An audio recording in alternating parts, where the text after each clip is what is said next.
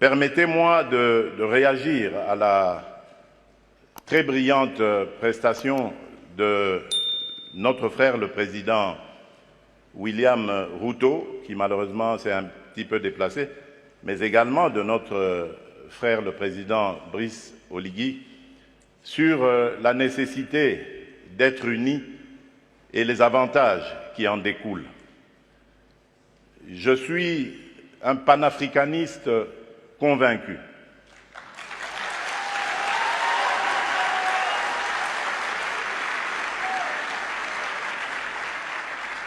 Et je suis vraiment rompu à cette conviction.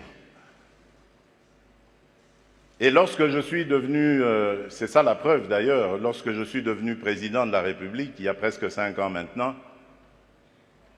la première destination à laquelle j'ai réservé mes déplacements, c'était l'Afrique. J'ai commencé par le Kenya, à l'époque du prédécesseur du président Ruto, puis je suis passé par l'Angola et je suis arrivé en République du Congo, chez notre aîné, puis j'ai fait le Rwanda et l'Ouganda, et depuis lors,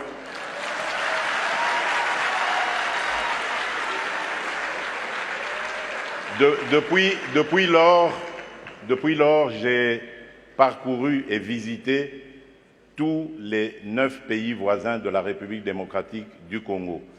Il paraît que je suis le premier président à l'avoir fait. Qu'à cela ne tienne, mon but était de parler à tous mes interlocuteurs, mes pairs, de la nécessité que nous avons de vivre en paix, de vivre unis et de développer des projets qui vont être à l'avantage de nos populations respectives. Et je suis en mesure de vous donner, pour chaque pays que j'ai visité, chaque pays voisin, les projets sur lesquels nous avons commencé à parler, à nous organiser pour les développer. Donc c'est vous dire l'attachement que j'ai à la paix et à l'unité des peuples d'Afrique. Mais, car il y a un mais, et là je voudrais vraiment m'excuser de tempérer un peu l'enthousiasme qui a été le nôtre lorsque nous avons suivi le président Ruto, pour dire, malheureusement, nous sommes loin de la réalité. Parce qu'en ce moment, par exemple, où nous parlons de ce sujet très, très important, hyper important, la conservation de notre biodiversité, de nos forêts, il se passe actuellement dans le parc de Virunga, une des réserves naturelles les plus importantes au monde, en forêt et en biodiversité, un activisme armé qui met à mal cet écosystème, qui le détruit. Et cela n'a pas été décidé à Washington, à Paris, à Bruxelles ou à Londres. Ça a été décidé en Afrique, et plus précisément à Kigali.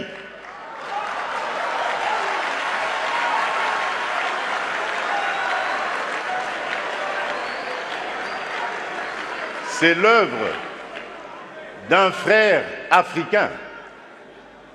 C'est pour vous dire que nous devons bannir l'hypocrisie qui est entre nous.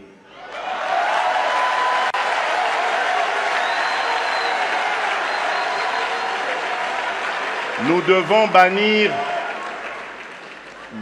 bannir des fléaux tels que le tribalisme, la haine de l'autre. Et c'est là, je crois, que nous pourrions parler d'abattre nos barrières, d'effacer les tarifs douaniers, etc. Tout simplement parce que, malgré nos engagements, rappelez-vous, à l'Union africaine, l'horizon 2020 était l'objectif pour faire taire les armes en Afrique. C'est devenu une chimère. Et nous ne nous en offusquons pas. Nous ne condamnons pas. Et tant que ce sera comme ça, il faudra oublier toutes les bonnes initiatives telles que celles préconisées par le président Ruto. Nous devons avoir le courage de nous regarder entre Africains, les yeux dans les yeux.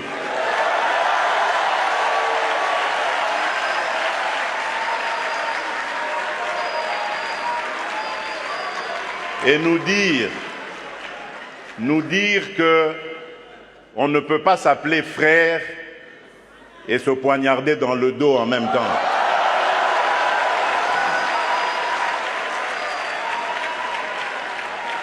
Nous devons arrêter de rejeter nos responsabilités sur les étrangers non africains.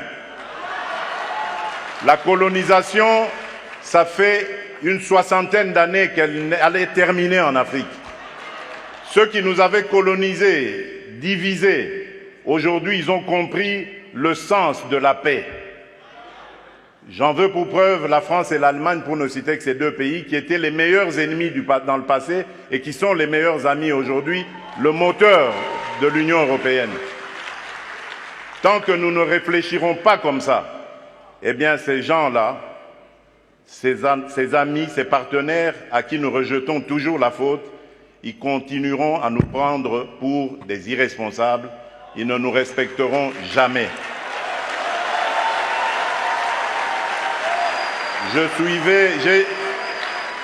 J'ai suivi tout à l'heure avec attention l'adresse du président Macron, toute sa bonne volonté à vouloir venir dans des partenariats, mais j'ai tout de suite compris par son attitude que c'était du politiquement correct. Il n'en croyait pas un mot. Non pas parce que lui est menteur, non, loin de là. Parce que nous ne sommes pas sérieux, et eux le savent. Le jour où nous mettrons fin à ce à quoi nous assistons aujourd'hui, à l'est de la République démocratique du Congo par exemple, des voisins qui viennent semer la pagaille, la mort, la désolation, uniquement dans le but de s'enrichir, de piller les ressources. Le jour où nous mettrons fin à ce genre de comportement, alors oui, là nous aurons compris. Parce que je suis désolé, en tant que président de la République démocratique du Congo et face à ce genre de choses, je ne suis pas tenté de construire des ponts, mais plutôt des murs pour sécuriser ma population.